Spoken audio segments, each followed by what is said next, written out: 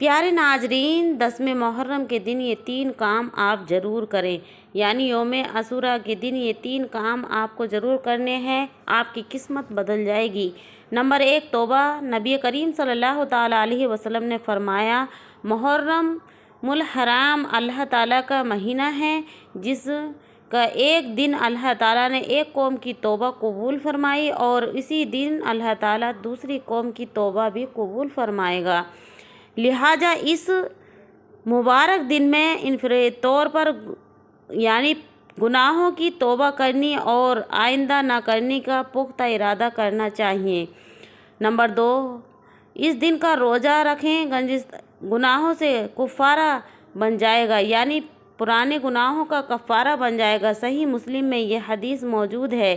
Number 10 یہ کہ 10ویں محرم کے 7 یا 9 یا 11 محرم کا روزہ ملانا ضروری ہے، اکیلا 10 محرم کا روزہ رکھنا مکروہ ہے۔